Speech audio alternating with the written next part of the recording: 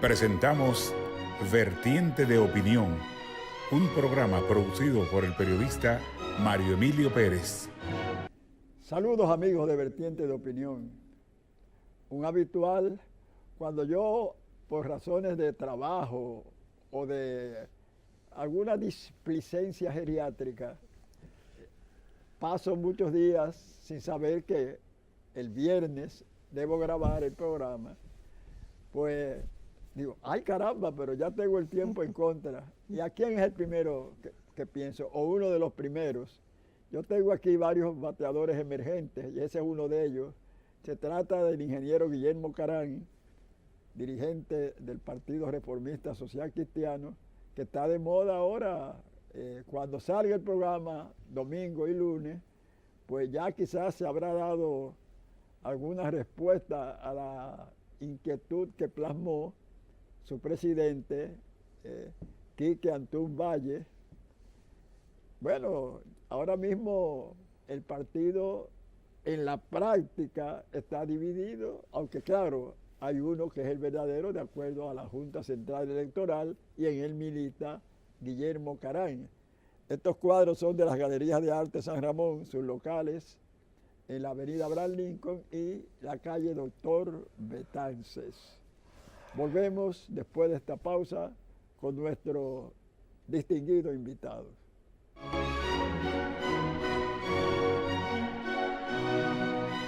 De inmediato iniciamos este diálogo con nuestro buen amigo Miguelete, ¿verdad? Vivió un tiempo en el barrio de San Miguel, que fue el barrio donde yo me crié. De ahí salí para contraer nupcias. O sea que tú viviste en la calle Duarte con... Sí, pero tú siempre dices Duarte, pero tú estabas más en la Francisco Cerón que en la Duarte. Porque, en la esquinita, sí. Sí, en la esquina, porque ahí vivió mucha gente ilustre. El doctor Manuel Antonio Camino Rivera, recientemente fallecido, gran amigo mío. Eduardo Brito. Eduardo Brito, ya en las postrimerías de su vida. Sí. Es más, una noche yo en la casa de Manuel Camino, que estaba cerca, pero más próxima a la 19 de marzo, lo oíamos cantar, pero con su misma voz, óyeme, y a pesar de que ya tenía su locura de origen de una enfermedad, entonces él no olvidaba las letras de las canciones. Oye, aquella voz prodigiosa, caramba. Bueno, y somos migueletes los dos. Yo viví en la calle Restauración entre 19 de marzo y José Reyes, estábamos cerca, y él y su hermana Magali eran parte del paisaje continuamente. Así es que todo aquel que lee periódicos y ve también los medios electrónicos de comunicación, conoce que el Partido Reformista Social Cristiano acusó a el gobierno como un partido opositor, que es por lo menos el sector en el cual milita el ingeniero Guillermo Carán, de que estaba ejerciendo presión sobre la Junta Central Electoral, y consideró que esto no solamente ponía en riesgo el próximo torneo comicial, sino que también podría afectar sensiblemente y trastornar el orden democrático dominicano. Tú compartes, como es natural, me imagino, esa opinión del ingeniero Antún Valle. Sí, por supuesto, e incluso estaba en la rueda de prensa donde se leyó el documento. Y fíjate, hay que verlo en el contexto. No hay duda que nosotros estamos teniendo un clima electoral complejo y hasta cierto punto accidentado. Porque al fin y al cabo, durante mucho tiempo, 20 años, estuvimos clamando, la sociedad dominicana estuvo clamando por una ley de partidos y una ley electoral, y de repente se aprueban tardíamente ambas leyes, quizás motivada por algunos intereses específicos del partido de gobierno, particularmente el tema de la reelección y de las primarias, que el gobierno tiene interés en que se celebraran abiertas, que fue un punto de conflicto, porque el gobierno tiene un gran recurso con las primarias abiertas, que es su empleomanía y los subsidios. Y quizás en la mente de los arquitectos de la política gubernamental político-electoral, está bueno, si yo hago unas primarias abiertas, con todos los votos que yo tengo garantizados entre empleados públicos y subsidiados, si es que finalmente responden, porque los reformistas perdimos las elecciones en muchos sitios donde Balaguer había hecho incluso un proyecto. Pero enmarcado en ese esquema, se consideró que entonces iba a ser un argumento interesante para justificar la reforma constitucional. Pero lo cierto del caso es que tanto la ley de partidos como la ley electoral, como todo un contexto previo, han agregado demasiados elementos a este proceso electoral que está luciendo inquieto, lleno de una serie de incertidumbres, de plazos, de requisitos. Entonces, esto que hemos denunciado se agrega un elemento de incertidumbre, porque incluso tú sabes que está en agenda la eventual reforma constitucional, porque los propios funcionarios del gobierno no lo dicen en privado, sino lo dicen en público. Estas mismas semanas hemos visto a 2 ministros que han hecho pronunciamientos al respecto. De manera que, y sería, dicho sea de paso, la coletilla, porque a veces uno dice, o oigo sectores diciendo, que el reeleccionismo, que Balaguer, bueno, nosotros los reformistas somos esencialmente reeleccionistas, pero nunca se modificó la Constitución para favorecer la reelección específica de Balaguer, porque la Constitución la consagraba, la repostulación. Entonces, nunca se modificó la Constitución en provecho propio, que eso es un ingrediente que hay que tomar en cuenta. Entonces, ¿qué pasa? Que en medio de todas estas incertidumbres, plazos, hay algunos temas álgidos. Por ejemplo, que la propia Junta ha creado la incertidumbre. Ejemplo, el caso del arrastre.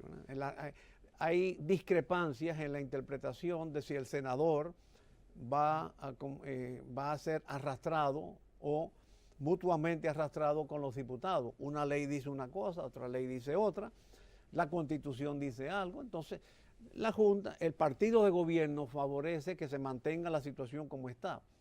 ¿Qué pasa? Que manteniéndose el partido de gobierno que quiere que el arrastre siga, la Junta Central Electoral, que está llamado a cumplir la ley, no a discernir sobre la ley, pide las actas al Senado. Entonces, como hay un interés común, ahí viene un poco la asociación de que hay una influencia de parte, unas pretensiones de influencia de parte del gobierno en la Junta Central Electoral. Pero además hay otros ingredientes que por razones de estrategia comunicacional vamos a dar a conocer el próximo martes en una rueda de prensa que no quisiera adelantarla ahora. Pero si 2 cosas son iguales a una tercera, si la Junta y el partido de gobierno propician el mantenimiento de o te dan señales de que están inscritas, de que están prefiriendo el mantenimiento del arrastre electoral, ya hay un elemento objetivo de asociación de intereses, sobre todo, repito, porque la Junta no está llamada a buscar las motivaciones de la ley. La Junta tiene que cumplir la ley, y la ley establece la eliminación del arrastre, la elección separada del senador con relación a los diputados. Eso de pedir las actas, yo creo que es hasta un irrespeto de la propia Junta Central Electoral consigo mismo. En fin, tenemos temores de que pueda orquestarse por interés de algún grupo o también por las múltiples condiciones de este proceso electoral. Hay nuevas jurisdicciones porque ahora los distritos municipales se van a elegir directamente. Hay elecciones separadas como el propio presidente de la Junta ha dicho, hay elecciones municipales, hay congresionales y presidenciales, hay segunda vuelta, hay primarias. Hay una serie de circunstancias que están complejizando demasiado este proceso electoral y que teníamos la confianza absoluta, seguimos teniendo confianza, pero ahora más relativa, teníamos la confianza en conjunto que la Junta Central Electoral iba a administrar objetivamente el proceso, pero hemos visto algunas señales que nos preocupan. Por ejemplo, la que te acabo de señalar, la coincidencia de la Junta con el gobierno para cuestionar la eliminación de las rastras entre senadores y diputados, entre otras de menor importancia. Por ejemplo, pensamos también que la Junta debería ser más precisa en las reglamentaciones, que se venció, por supuesto, el pasado viernes para la elección de candidatos, en las reglamentaciones relativas a las coaliciones, a las alianzas, que trata por igual la coalición y la alianza, lo cual no es tradicionalmente usual, la candidatura independiente. Entonces hay como demasiados cabos sueltos que nos provocaron esa intranquilidad en cuanto a la imparcialidad de la Junta Central Electoral. O sea, yo entiendo que la Junta tiene que dar connotaciones más contundentes de que está administrando lo que está legalmente instituido y que está reglamentando para no dejar cabos sueltos en el proceso electoral que ya tenemos encima, porque prácticamente estamos a un año de las elecciones.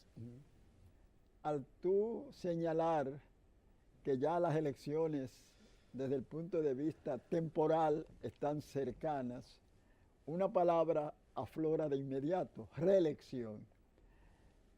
Es harto sabido el impacto que tuvo el llamado sermón de las 7 palabras que en Semana Santa siempre son pronunciadas por sacerdotes católicos, y además el pronunciamiento del arzobispo Osoria, oponiéndose a la reelección por una parte y también a la lenidad, la aquiescencia casi, como usan algunos, con respecto a la corrupción administrativa y también la inseguridad.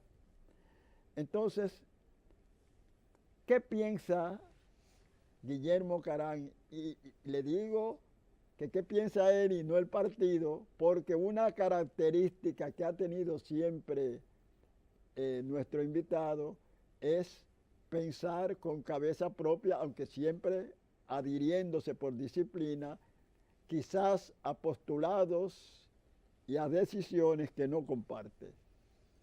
Bueno, yo creo que como reformista tengo que aclarar que nosotros no somos repugnantes de la reelección. Somos, ya lo dijiste en tu pero intervención anterior. Ahora, ¿qué es lo que nos preocupa en este contexto? Bueno, que la Constitución se esté modificando cada rato, precisamente guiado para justificar o no la reelección, y que en este caso particular sea una modificación constitucional para beneficiar a, vamos a decir beneficiar, porque para los que piensan que el poder público es un privilegio, es una obligación también, para favorecer la posibilidad de repostulación del presidente Danilo Medina. Es decir, se está modificando la Constitución en provecho propio, algo que en otras instancias legales, por ejemplo, establecidas en la misma Constitución y en leyes adjetivas, se consagra que nadie puede, por ejemplo, nadie se puede aumentar el sueldo de un cargo público para beneficio propio. Es una disposición que está legalmente prohibida. Bueno, por extensión, tú puedes decir que hay un principio del buen derecho de que no se puede legislar para provecho propio. Y de hecho no deja de ser una especie de máxima jurídica. Me estoy metiendo en terreno que no es de mi competencia, pero es una cuasi máxima jurídica de que no se puede legislar para provecho propio. Entonces, en este caso, lo que nosotros tenemos una aprehensión a que la Constitución siga modificándose a cada rato, en cada periodo constitucional, y que se modifica para viabilizar una decisión del gobierno de turno. Entonces, en ese contexto, yo creo que es criticable que se modifique la Constitución. Pero, te repito, nosotros los reformistas hemos sido, si tú quieres, hasta apóstoles de la reelección. No creemos que una persona con talento deba ser prescindida del cumplimiento de unas responsabilidades públicas. Y por supuesto, en la conciencia individual del presidente Medina está si en cuanto a lo que la preocupación que tenemos todos los hombres públicos del legado histórico que dejamos, sí, eso es algo que debe ser propiciado con la intensidad y con los métodos que se están circulando en los ambientes políticos y a resistencia de importantes sectores de la población. Incluso todas las encuestas dicen que la población dominicana no está inclinada a que se siga maltratando y atropellando la Constitución, y mucho menos en provecho del gobernante del turno, para facilitar decisiones del gobernante de turno. ¿Tú consideras, como muchos sectores, que la Iglesia Católica, en parte por el robustecimiento cuantitativo de las sectas protestantes, iglesias protestantes unas y sectas otras, porque hemos visto una proliferación de tal magnitud del protestantismo que muchas veces sus principales líderes se han visto involucrados en una serie de indelicadezas, usemos el término, y a veces, al igual que la Iglesia Católica, de abusos sexuales. Entonces, ¿tú crees que ya la influencia que tuvo la Iglesia Católica políticamente hablando ha ido disminuyendo paulatinamente? Yo creo que sí, y en cierta forma la propia Iglesia lo ha cultivado. Quizás un poco este Papa está como llamando a la recurrencia de la responsabilidad política de los laicos.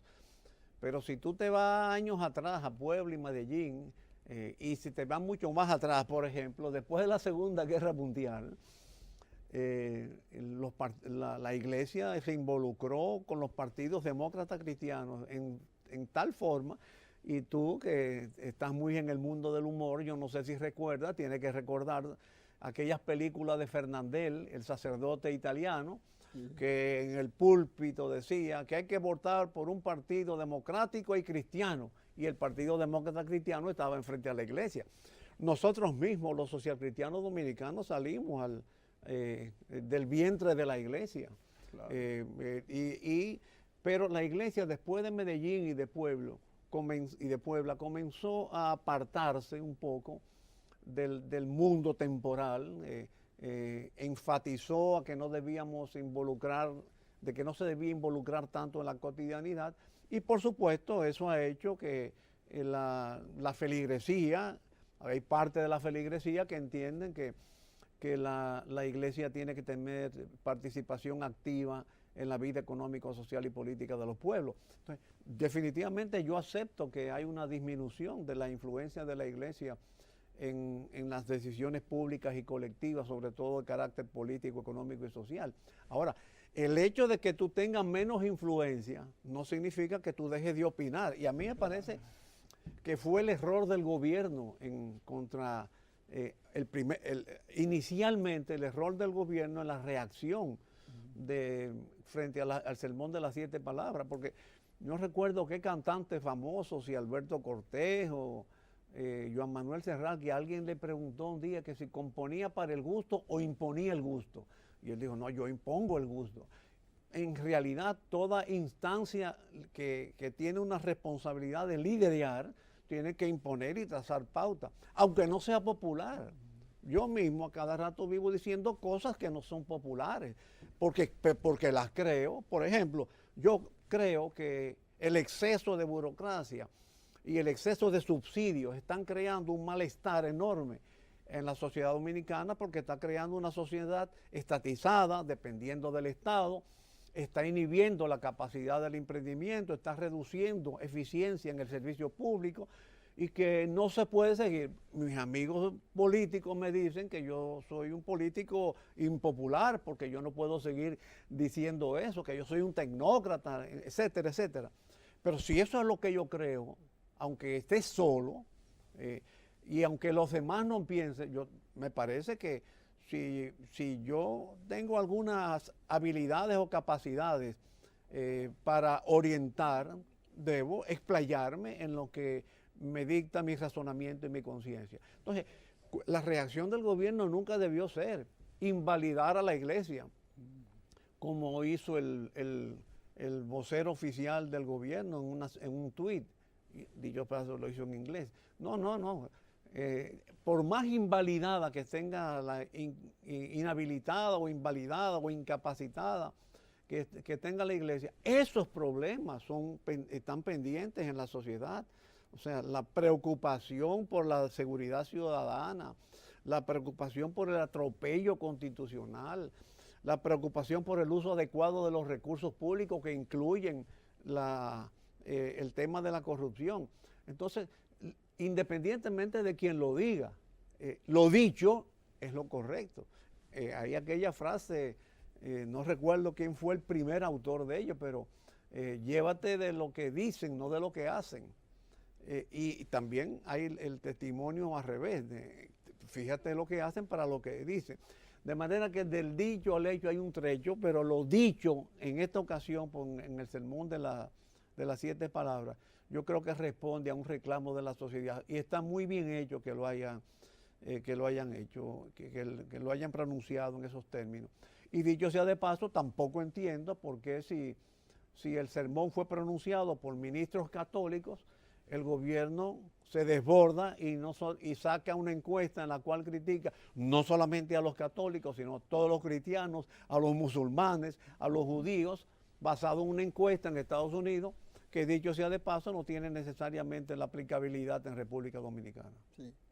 Inclusive también se han pronunciado, aunque no en su totalidad, contra la reacción y apoyando los pronunciamientos de los sacerdotes católicos durante el sermón de las 7 palabras, pero otros consideran, y lo han expresado así, incluso líderes evangélicos de connotación, de que el presidente Danilo Medina tiene el derecho de repostularse y que no se puede legislar para impedirle a una sola persona el poder aspirar a sentir los punchazos de la llamada por Joaquín Balaguer silla de alfileres presidencial. Volvemos después de esta pausa.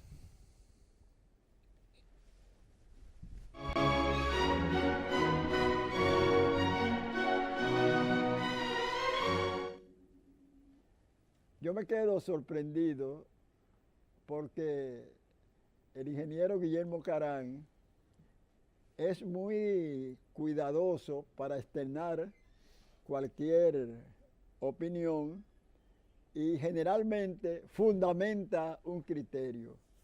Ahora, lo que yo sí me sorprendo a veces cuando leo sus artículos en el periódico Hoy es de que él luce, si no esperanzado, por lo menos no en actitud derrotista frente al crecimiento que, caramba, parece que no se va a producir de su partido, un partido como el Reformista Social Cristiano, que cuando se le añadió el apellido Social Cristiano fue en gran medida por Guillermo Carán y mi buen amigo ido a destiempo, Fonchi Locuar.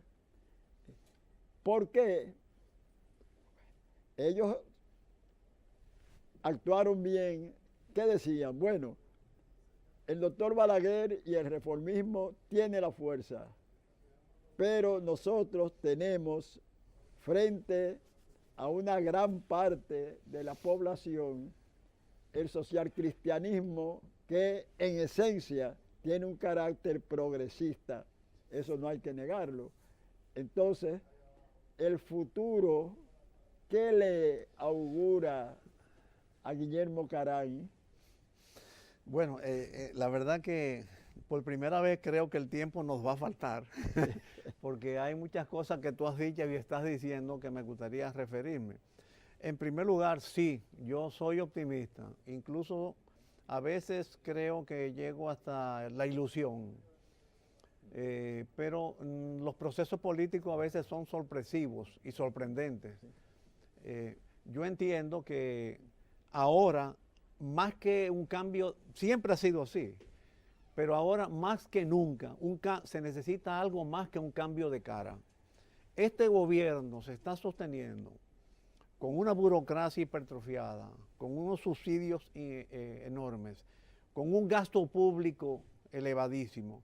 Se está sosteniendo porque está obteniendo hasta ahora recursos financieros, préstamos y endeudamientos que le han permitido sortear la situación.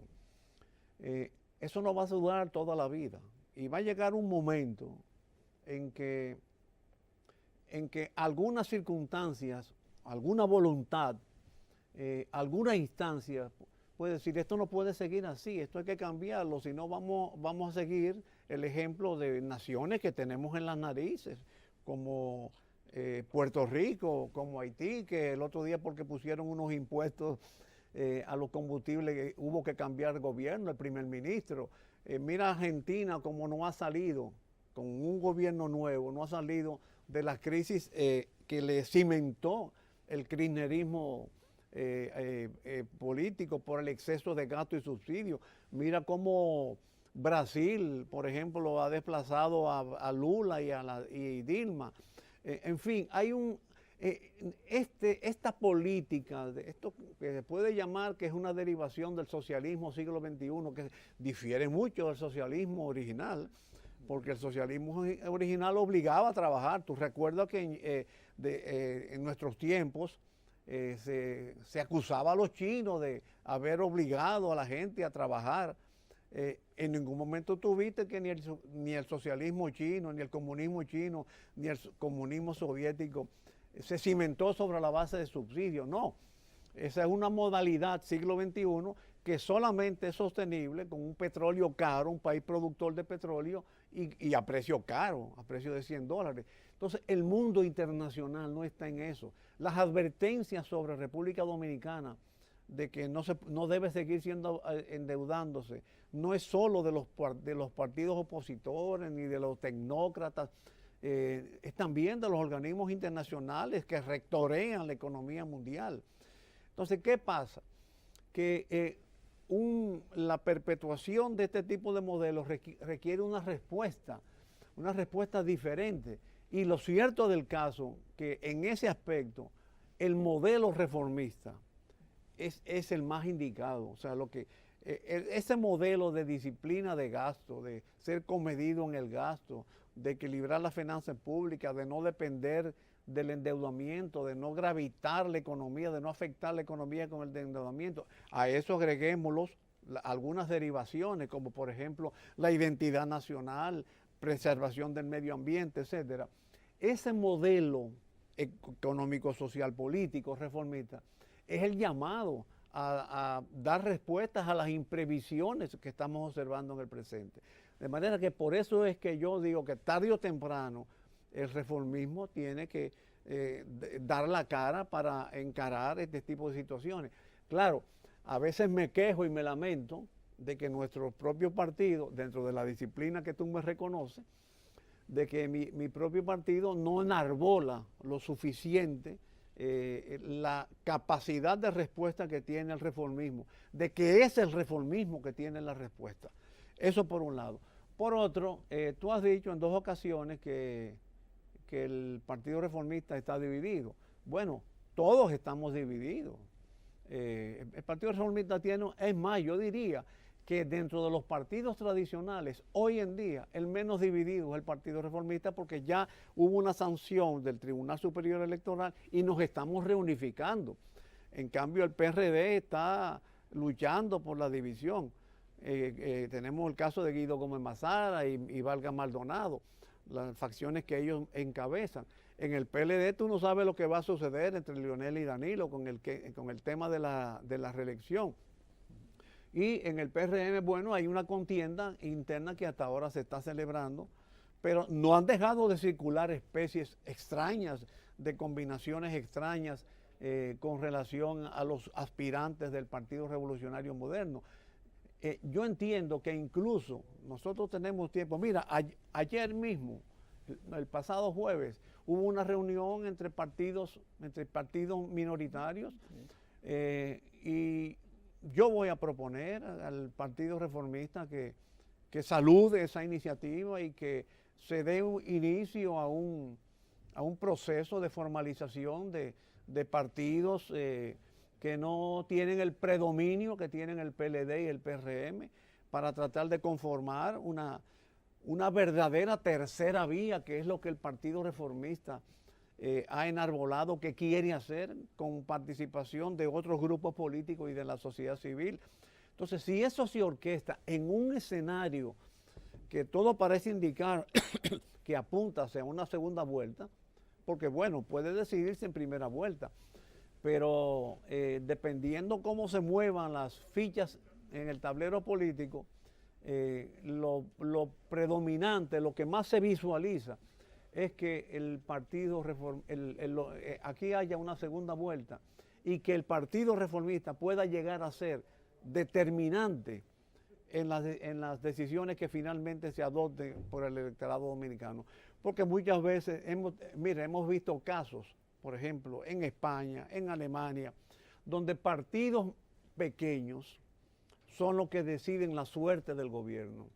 Y en este caso no estamos hablando de un partido pequeño, estamos hablando de un partido que tiene larga data, que tiene traducción, que tiene el modelo de solución y que nosotros lo que tenemos que hacer es asumirlo, posesionarlo, proponerlo para tratar de conformar una opción política que sea convincente para el electorado en cuanto a proyectar capacidad de gobernar, porque eso lo ha proyectado el Partido Reformista, que tiene capacidad de gobernar. Hay otros candidatos, otros partidos que tienen simpatías, pero que precisamente ese es el ingrediente que frena en frente a la población, que la población entiende, bueno, este es un buen candidato, es un buen partido, pero no se le ve, no se le percibe que están en capacidad de orquestar un proyecto de gobernación para encarar los problemas que está viviendo la sociedad dominicana.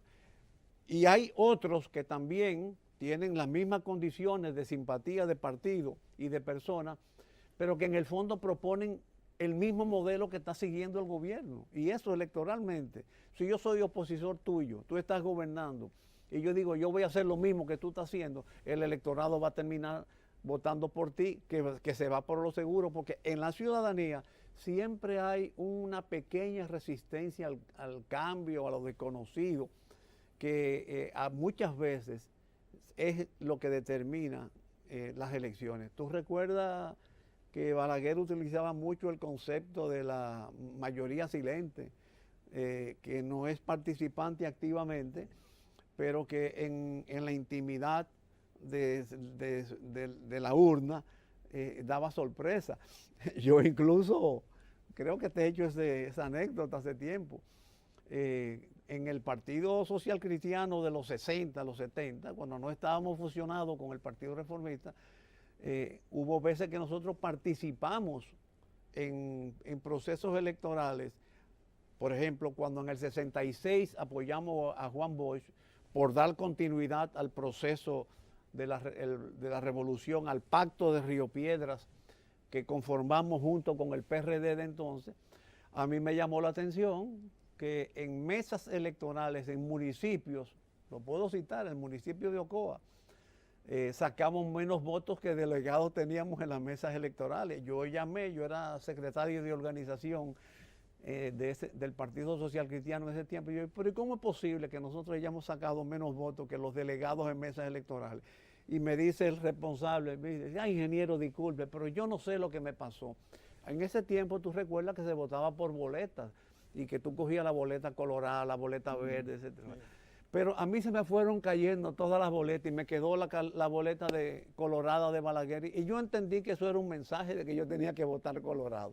Entonces, el elector, ¿por qué? Porque en ese tiempo Balaguer inspiraba confianza, seguridad, la gente estaba preocupada con la postrevolución, entendía que si vos ganaba y que si nosotros ganábamos, iba a ser una prolongación y la gente quería otro tipo de cosas. Esa resistencia hacia la favorable hacia la paz y la seguridad de cada ciudadano. Sí. Tú sabes bien que el presidente Balaguer, el sector conservador, puedo citar a mi padre incluso, era balaguerista, no era reformista, porque muchas veces papá siempre decía, yo no sé dónde queda el Partido Reformista, ahora voto por Balaguer. Y solamente comenzó a dejar de votar por Balaguer cuando me casé con Ibelice. Ibelice aspiró a una diputación que la obtuvo y entonces papá dijo, bueno, ya a partir de hoy dejo de ser balaguerista. La pregunta es, un habitual, al igual que tú, de este programa lo fue, nos decíamos tocayo, Mario Rivittini. Y Mario siempre propugnó y lamentó, a veces de manera casi patética, a que Balaguer, caramba, manifestara a quién le iba a dejar su liderazgo. Como hizo Peña Gómez, que tú recordarás que ya en su lecho de muerte, dijo al doctor William Hanna, su médico de cabecera, uno de ellos, de que él consideraba que el hombre que podía llevar el coturno, como se dice en el argot teatral, su liderazgo, y dijo que debió ser Hipólito Mejía. La pregunta es, ¿tú crees que se debilitó el Partido Reformista el hecho de que Balaguer no dejó un sucesor? Nosotros sabíamos que Balaguer no iba a dejar sucesor. Yo creo que ningún líder caudillesco como era Balaguer, tú has visto que bueno, acuérdate el libro Memoria de Adriano, toda la reflexión que tuvo que hacer para determinar el sucesor. Acuérdate de Franco, ¿en qué paró Franco? En restablecer la monarquía. Y cuando a Balaguer le hablaban, incluso con Carlos Morales, que fue su último vicepresidente, que le decían su sucesor, él siempre aclaraba, no, colaborador.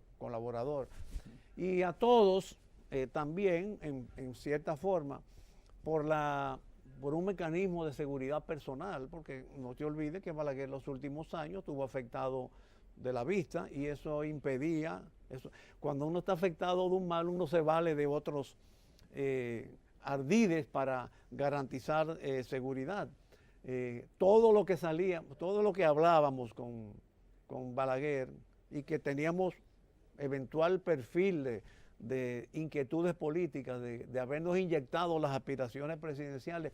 En mi caso, que yo aspiré a la nominación presidencial del Machete Verde en el año 77, a veces Balaguer también, para garantizar una seguridad de lo que le estábamos diciendo, no dejaba de alentar muchas de las aspiraciones de cada uno. Eso es cuestión de ustedes. Recuerdo una vez que se hablaba de una reelección, por cierto. Yo le dije, presidente, postulamos ayer que usted se reeligiera. Me dice, no, eso es una cuestión de ustedes, como diciéndome a mí, aliéntate, gana capital político, como dije una vez cuando yo aspiré a la nominación vicepresidencial en el 86. Y bueno, eso es capital político. Él sabía que no iba a ser yo. Pero yo propicié que sea un hombre del este y hablaba de Carlos Morales, José Asín, Luis Julián Pérez y yo. Él tenía ya su idea con Carlos Morales Troncoso, pero no frenó la iniciativa, sino la alentó porque entendía que eso era capital político para mí. Y entiendo que así hacía con todos los demás, lo alentaba. ¿Por qué? Porque de esa forma él garantizaba una seguridad. Entonces, yo creo que el problema no ha sido eso, el problema es que nosotros no hemos sabido recoger la antorcha y encaminarnos hacia una posición colectiva, hacia un liderazgo colectivo, que es lo que está caracterizando la política contemporánea. Ya ese liderazgo de nuestros, de Peña Gómez, tipo Bosch, tipo Balaguer, mesiánico, y esos liderazgos no prosperan, son incluso desinflables. Mira, tú te preguntas ahora, ¿y Hugo Chávez dónde está? Él usa como lejos, como que, ¿por qué? Porque el amigo Maduro, su sucesor, dicho por él, mira lo que ha llevado a Venezuela. Yo quiero aprovechar la oportunidad, ya que tú mencionas a Mario Rivitini, para hacerle un reconocimiento, que no sé si lo he hecho en este mismo programa. Mario Rivitini tuvo unas visiones estratégicas en ese mismo orden. Quizás el problema es que él pedía que Balaguer dijera quién es su sucesor. Pero sí Mario tuvo siempre la visión de que nosotros deberíamos aproximarnos a Balaguer. Y el propio Balaguer en una ocasión llegó a decirme, en el año 70, que nosotros nos estábamos negociando con los demás partidos precisamente crear condiciones para que su repostulación no fuera privilegiada. Llegó a decirme, yo no entiendo qué hacen ustedes ahí con esos partidos de derecha. Entendía que era el PQD, el partido de García Godoy, en fin, aquellas conversaciones del año 70. Ustedes van solo a las elecciones, yo voy a ganar como quiera y ustedes quedan en segundo lugar y me suceden. Esa idea la retomó Mario Rivitini. Pero algo más, Mario Rivitini fue honesto en el año 62, en la primera convención del Partido Social Cristiano, él fue que la ganó. Pero que resulta que en ese tiempo el fervor antitrujillista nos llevó a diseñar una estrategia de que el presidente del partido tenía que ser una persona que no hubiera estado de alguna forma vinculado al trujillismo. Y Mario Rivitini fue vicepresidente del Partido Dominicano y creo que fue diputado del partido, por el Partido Dominicano. Y por eso le hicimos abortar el liderazgo que él tenía había generado en el socialcristianismo. Pero ¿por qué ganó Bosch en el 62? Por el borrón y cuenta nueva, porque dijo que en este país el problema no era trujillismo o antitrujillismo, sino que en este país había un problema social que era el que había que enfrentar. Entonces, si los socialcristianos hubiéramos temperado a las ideas de Mario, si no hubiéramos sido tan infantiles de no seguirla tanto en el post-trujillismo como en el post-balaguerismo o en el intrabalaguerismo, yo creo que otra cosa y otra suerte hubiera sucedido con el Partido Social Cristiano y con el Partido Reformista. De todos modos, sigo teniendo esperanza de que el Partido Reformista puede desempeñar un papel determinante en estas elecciones. Determinante no significa que vamos a ganar, sino determinante puede ser que podemos influenciar para que se adopten políticas que cambien el rumbo de la nación. Tú sabes que a mí me sorprende que muchos líderes jóvenes o de partidos de escasa data temporal hablan de que ellos van a suceder la partidocracia. O sea, y entonces añaden como que ya esos viejos partidos van a desaparecer algunos, otros ya no van a saborear las mieles del poder.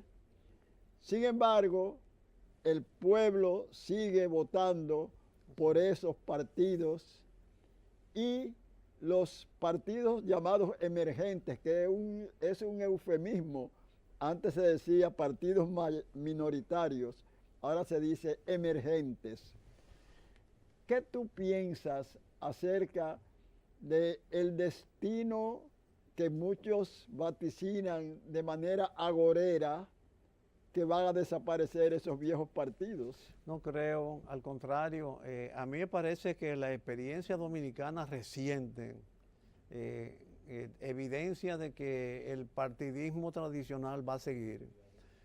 Mira el efecto de la Marcha Verde, la Marcha Verde estremeció el país, pero una cosa es tú reaccionar emotivamente, hacer una catarsis con relación a un mal grave, como es el caso de la corrupción, y movilizar gente. Y otra cosa es dar respuesta a los problemas generales de la nación. Montar una maquinaria, porque oye, un partido político hoy en día es una maquinaria compleja. Hay muchos requisitos que cumplir, muchas actas que celebrarse, candidatos, plazos a cumplir. Entonces, la posición de esas reacciones emotivas, yo creo que si hubieran dado un paso posterior de orquestar un equipo humano con capacidad de resolver los problemas generales de la nación. La corrupción es un problema a enfrentar, pero tú tienes, para ganarte la adhesión del pueblo, tú tienes que hacer planteamientos generales sobre las necesidades de la ciudadanía, fuentes de trabajo, alimentación, vivienda. Es una respuesta comprehensiva de todo lo que está afectando la vida de los dominicanos. Y veo que al contrario, los partidos podrán sufrir decisiones, pero por lo menos en este proceso va a ser determinante de la suerte de la nación. Bien, le agradecemos como de costumbre al ingeniero Guillermo Carán, ese diestro comunicador, que haya aceptado nuevamente venir aquí a Vertiente de Opinión. Él es accionista moral de este programa. Así es que ustedes saben que este programa se transmite domingo de 9 a 10 de la noche, se repite lunes de 5:30 a 6:30 de la mañana y a través de las frecuencias 6, tanto de Claro como de Altiz Tricón. Y ahora estamos en YouTube. Usted escribe Mario Emilio Pérez, Vertiente de Opinión, y ahí puede ver no solamente este programa, sino muchos de los que lo antecedieron. Gracias por el privilegio de su atención.